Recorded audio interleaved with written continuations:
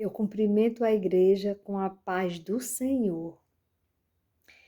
E hoje, a palavra que Deus trouxe para mim, nós encontramos no Evangelho do nosso Senhor Jesus Cristo, narrado por Mateus, no capítulo 5, versículo 21 ao 24. E depois, no capítulo 6 de Mateus, um versículo só. O versículo 12 do capítulo 6. Ele fala sobre um assunto muito delicado, a força do perdão.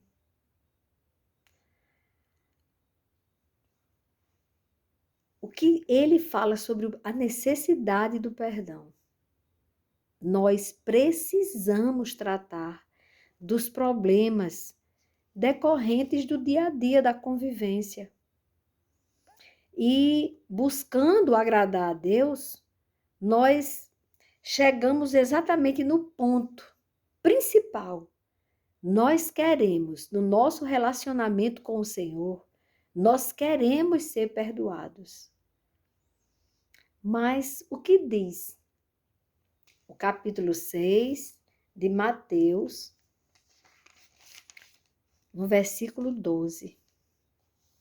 O Senhor está tratando do Pai Nosso. Ele está ensinando a oração. Como nós devemos falar com Deus. E aí o que ele diz no 12? E perdoa-nos as nossas dívidas, assim como nós perdoamos também aos nossos devedores. Da forma como nós perdoamos os nossos devedores, é que seremos perdoados por Deus. A necessidade do perdão.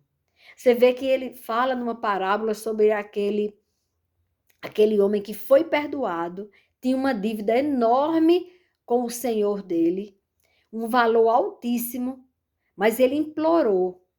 E aquele senhor sabia que ele não podia, ele não teria jamais condições de pagar aquela dívida. Mas quando ele viu que ele não ia ter condições, ele teve misericórdia daquele devedor e ele perdoou a dívida. Mas quando o devedor chegou ali fora, que encontrou alguém que devia muito menos a ele, simplesmente ele não perdoou a dívida. E o que aconteceu? A parábola diz que esse homem que tinha sido perdoado foi chamado pelo senhor que ele devia e ele disse: servo mau, eu perdoei você de uma dívida muito maior, mas você não perdoou. Uma dívida tão insignificante, era uma diferença tão grande dos denários para o que aquele homem devia, não devia nada, comparando com a dívida maior dele. E assim Deus compara isso. Nós, pelos nossos pecados, nós jamais seríamos dignos de viver eternamente com Deus na glória. E aí ele pagou o nosso pecado. Ele perdoou lá na cruz o nosso pecado. Quando Jesus morreu pelos nossos pecados, foi porque ele nos perdoou. Ele deu a chance da vida eterna para nós, que não merecíamos. Por mais que tentássemos, jamais conseguiríamos chegar vamos dizer, pagar completamente os nossos pecados, com o nosso mérito. Não. E ele pagou por nós. Ele pagou uma dívida altíssima. A humilhação na cruz, foi cuspido, foi ferido até a morte por nós. Pagou o preço. Aí nós temos uma dificuldade enorme de perdoar o nosso irmão com uma coisa que não chegou nem, meu Deus, foi tão pouco. Nós somos melindrosos demais. Nós somos sensíveis demais. Estamos sempre prontos para apontar e esquecemos de perdoar, de compreender, de ver por que aquela outra pessoa agiu daquela maneira. O que levou aquela pessoa a agir. E, mesmo sabendo, como o Senhor sabia, que nós fizemos por nossa maldade os pecados que cometemos. Mesmo assim, Ele nos perdoou. Mas nós queremos que a pessoa que nos deve um pedido de desculpas, que essa pessoa implore, peça desculpas, pense bem, da próxima vez eu já não perdoo. Esquece que o Senhor Jesus disse, quando perguntaram se 7 vezes deveria perdoar uma pessoa, ele disse 70 vezes 7. Ou seja, perdoe, perdoe, perdoe sempre. E não é fácil perdoar. Precisamos invocar o Espírito Santo. Clamar a Deus, Senhor, eu quero te agradar. Eu não quero ser aquela pessoa injusta que o Senhor me perdoou, me salvou e agora eu não quero liberar perdão para o meu próximo, para aquela pessoa que fez aquilo contra mim. Não precisa da pessoa te pedir perdão para você perdoar. Libere o perdão. Libere o perdão através do poder de Deus, porque nossa carne, ela tende a não perdoar. E se você ouvir a voz da carne, você não vai perdoar o seu irmão. E se você chegar diante de Deus com esta falta, olha o que ele fala sobre isso. Mateus 5, vou ler do 21 ao 24. Ele diz assim, Jesus que falou isso. Vocês ouviram o que foi dito aos antigos, não mate. E ainda, quem matar estará sujeito a julgamento. Quem matar estará sujeito a julgamento. Aí o que o Senhor Jesus disse? Eu, porém, lhes digo que todo aquele que se irá contra o seu irmão estará sujeito a julgamento. E quem insultar o seu irmão estará sujeito a julgamento do tribunal. E quem o chamar de tolo estará sujeito ao inferno de fogo. Portanto, se você estiver trazendo a sua oferta ao altar e lá se lembrar que o seu irmão tem alguma coisa contra você, deixe diante do altar a sua oferta e vá primeiro reconciliar-se com o seu irmão. E então volte e faça a sua oferta. Eu ainda vou ler o 25. Ele diz, entre em acordo sem demora com o seu adversário. Porque, na verdade, o nosso adversário nem tem sangue nem carne. Não são pessoas, não são os nossos parentes, amigos, conhecidos, desconhecidos, não são. O nosso adversário é o ladrão de almas, que ele quer mesmo que você não perdoe o seu irmão para que você tenha esta dívida com Deus. E há um risco de julgamento. E ele fala do fogo do inferno, sujeito ao inferno de fogo. E ele disse, entre em acordo sem demora com o seu adversário, enquanto você está com ele no caminho. Isso é muito sério, igreja. Isso é muito sério. A gente tem que ficar o tempo inteiro, nós precisamos nos policiar nesta esfera, nesta área do perdão. Porque para Deus, olha a forma como ele trata desse assunto. A oração que Jesus nos ensinou, ele trata disso. Que seremos perdoados assim como perdoamos. Então, nós temos que nos policiar, porque é muito importante trabalhar o perdão. Mas e se a pessoa aprontar novamente? Perdoe novamente. Quantas vezes nós aprontamos diante do Senhor? Às vezes até porque nos acostumamos com o mundo. E aí achamos tão normal pecar, nem percebemos que estamos pecando. E Ele nos perdoando, pronto para nos perdoar. Na hora que você clama, Senhor, me perdoa. Pai, me perdoa. Então o Pai vem e perdoa. E Ele passa do sangue de Jesus sobre nós e nos purifica de todo o pecado. Então, o Senhor, Ele tocou no meu coração para tratar deste tema. Porque, na verdade, o assunto que eu queria trazer é sobre essa pergunta. Em que profundidade das águas do Altíssimo você está? Em que profundidade das águas do Altíssimo você está? É muito importante entendermos isso. Ele também quer que falemos sobre isto. E nós vamos encontrar no Velho Testamento, no livro de Ezequiel 47. Ezequiel 47. As águas que saem do templo. Ezequiel disse: depois disto, o homem me fez voltar à entrada do templo, e eis que a água saía de debaixo do limiar do templo, saía lá do trono, as águas, e corria na direção do leste, porque a fachada do templo dava para o leste. A água vinha de debaixo do lado direito do templo, do lado sul do altar. Ele me fez sair pelo portão do norte para dar uma volta por fora até o portão exterior que dá para o leste. E eis que a água borbulhava do lado direito. O homem saiu para o leste, tendo na mão um cordel de medir. Mediu 500 metros e me fez passar pela água, que me dava pelos tornozelos. Que é quando você é apresentado ao Senhor. Alguém te apresenta.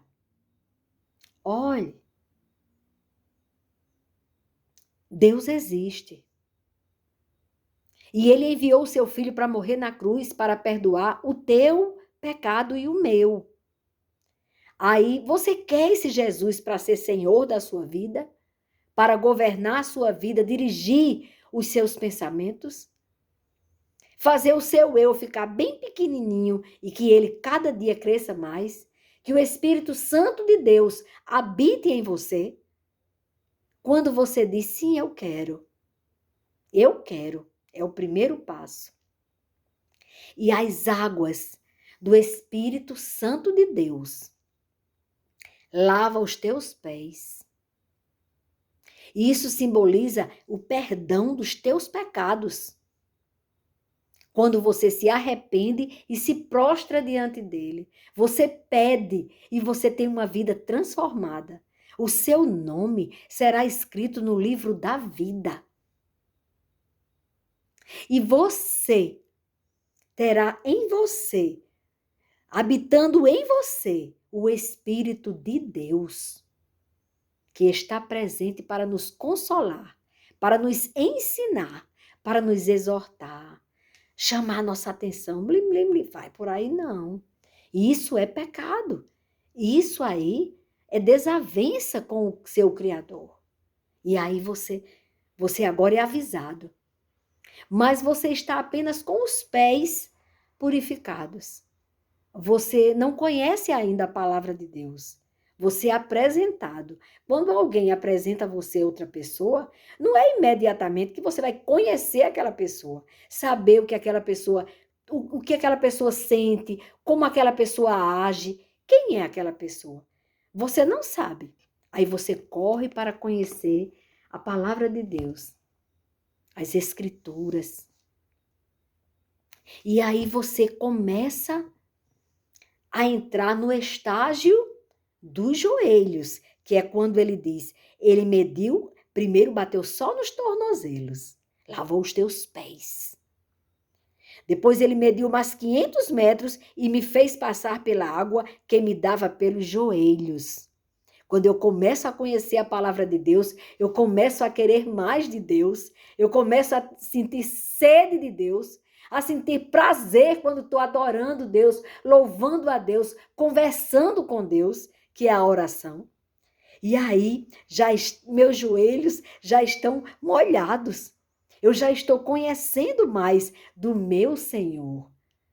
Eu estou começando a entender, peraí, eu nasci mesmo por quê? Porque eu existo? De onde eu vim?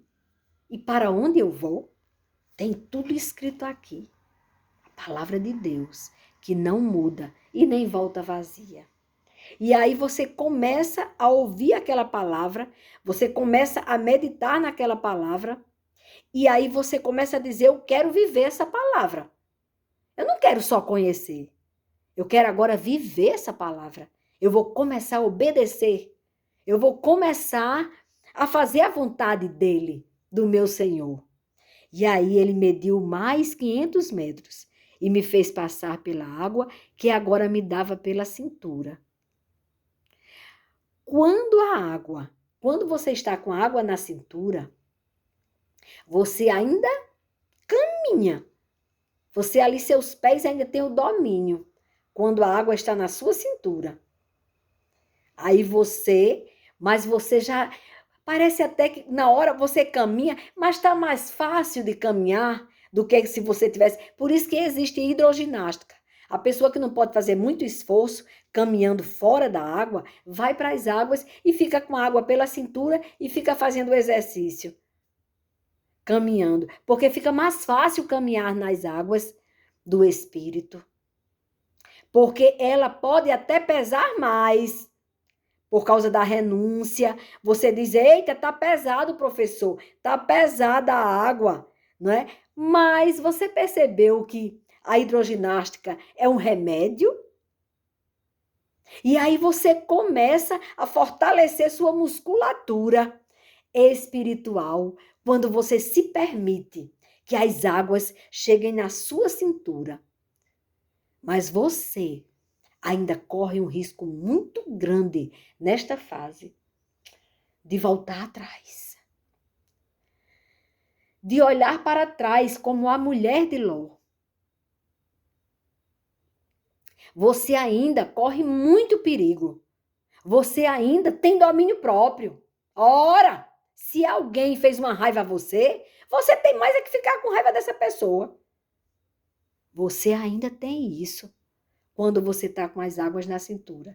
Você já está conhecendo a palavra, você tem até vontade de servir a Deus, você começa a servir a Deus, mas você ainda tem vontade própria. Se você quiser, com as águas pela cintura, você ainda consegue voltar, olha, começar a dar marcha ré. Ou o perigo grande. E Satanás puxando você, dizendo, é isso mesmo. Tem que perdoar, não. Essa pessoa é muito chata.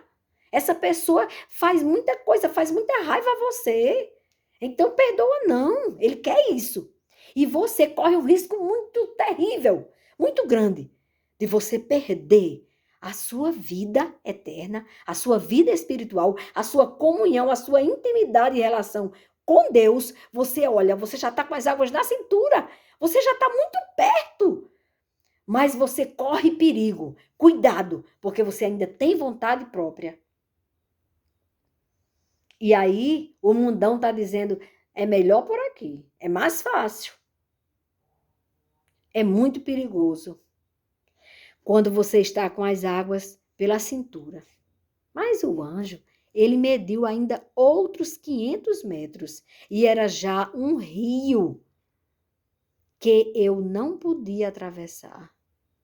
Agora, eu não podia, a palavra, eu não podia atravessar, porque as águas tinham crescido.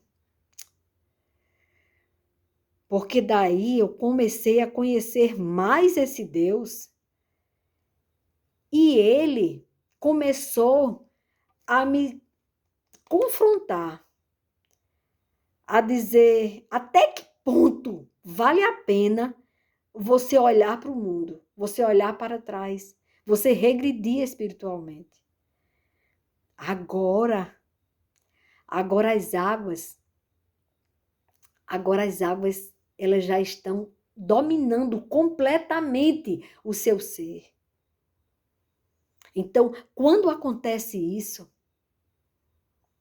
acontece o sobrenatural de Deus, onde você, muitas vezes, é afrontado, sofre afrontas, mas você está tão cheio do Espírito Santo que você sente pena daquela pessoa que está afrontando você. Você tem misericórdia, porque você sabe que aquela pessoa é uma vida e que Deus morreu por ela e que ela é valiosa para Deus. Aí muda tudo na sua cabeça. O seu eu, ele não tem mais a importância que tinha. Aí você vai falar aquilo que Paulo falou na carta dele aos Gálatas. Gálatas 2, versículo 20. Olha o que Paulo disse. Logo, já não sou eu quem vive, mas Cristo vive em mim. E esse viver que agora tenho na carne, vivo pela fé no Filho de Deus, que morreu por nós.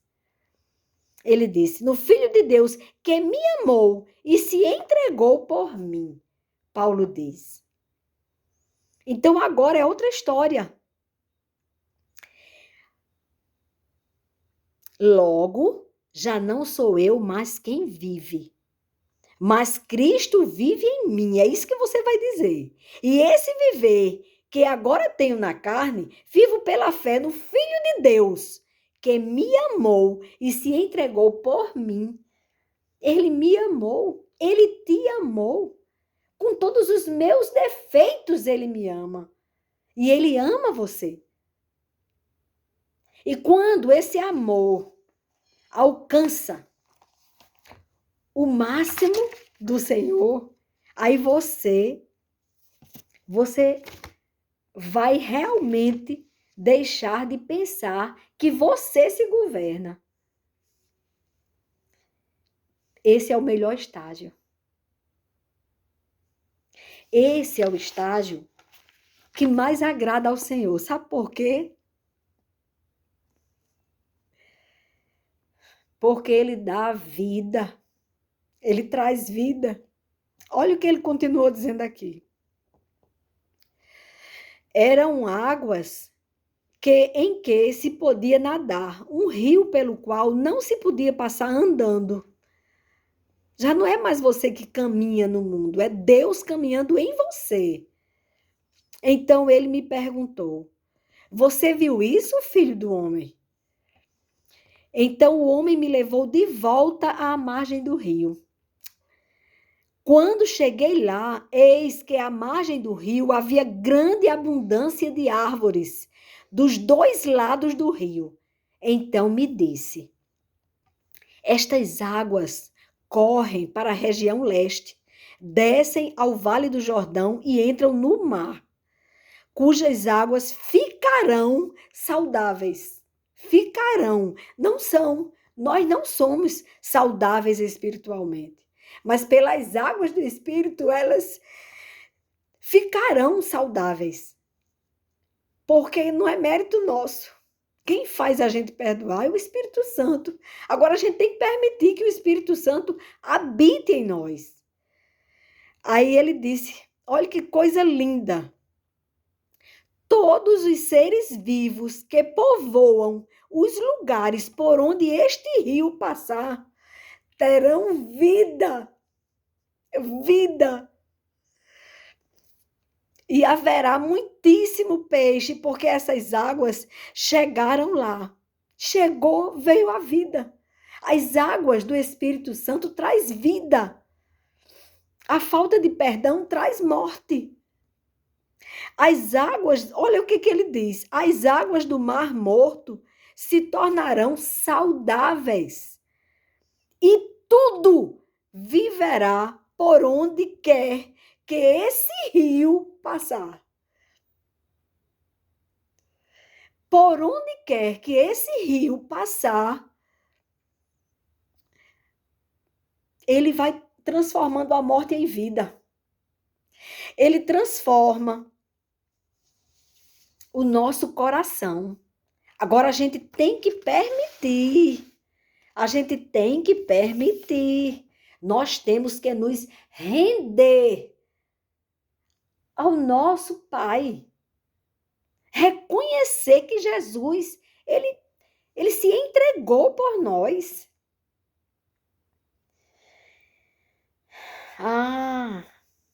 Então, quando nós estamos agora sem a nossa vontade própria, sem conseguir mais caminhar nas águas, porque as águas agora só a nado. E sabe como é que você vai nadar? Navegando no Espírito Santo. Santo, santo, santo. É nele. Aí você entra no processo de santificação. Aí é ele. Agora é com ele. Aí, às vezes, as pessoas chegam e fazem, olha, mas um problema tal, é muito grande isso. Eu faço, entregue a Deus. E a pessoa diz, mas o que é isso? Eu queria uma solução, né? Às vezes a pessoa chega para a gente pedindo um conselho, uma orientação, e a pessoa fica até desapontada, porque a minha resposta, quando eu sei que a coisa é muito complicada, aí eu digo, vem nadar comigo. Vem mergulhar nas águas profundas. Vem buscar a face do Altíssimo. Vem pedir socorro a Ele. Que às vezes minha oração é só essa. Socorro, Senhor. Ele já sabe. Porque antes que você venha saber de sua necessidade, o seu Pai, Criador dos céus e da terra, Ele já sabe. Ele já conhece a sua necessidade e a minha. Então, eu aprendi a descansar nele. Então, quando a coisa é muito difícil, aí eu digo logo para a pessoa. Aí eu lembro que uma pessoa chegou para mim e disse assim, você gosta de terceirizar, né? Eu trouxe um problema para você e você simplesmente fala para mim que Deus pode resolver, que peça a Deus, que você vai orar, vai pedir a Deus por mim, mas você não vai agir? Aí eu digo, se eu agir, estraga. Porque eu já entendi que eu nada posso.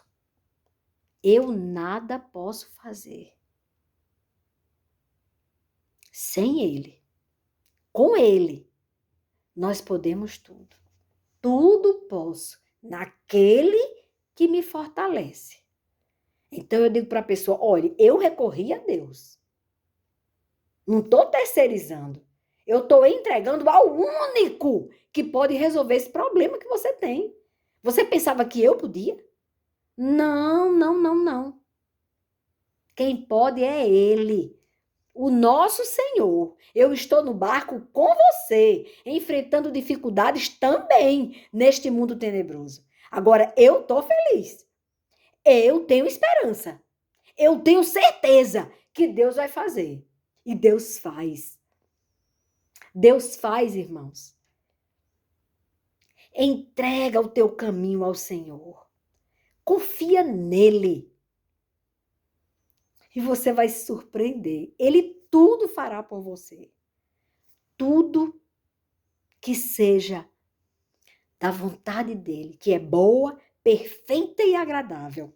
E eu quero dizer, nós devemos ficar envolvidos com Deus. E quando você está envolvido com Deus, você sente desejo de servi-lo, de agradá-lo, de conhecer a palavra do Senhor, de jejuar. Você sente necessidade de jejuar, de orar e orar e orar e orar. Ou seja, conversar com o seu Pai. Ele quer ter conversa com você, intimidade de pai e filho.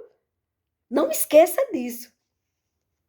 Então, quando você chega neste estágio de sua vida espiritual, se deixar levar por ele, você fica nadando, flutuando sobre as águas do Altíssimo e ele conduzindo você para o lugar certo, para a posição certa, para fazer a coisa certa e para conseguir perdoar. Aí eu deixei aqui, se deixar levar por Deus neste estágio, já não é você que vive, mas Cristo vive em você. Até aqui.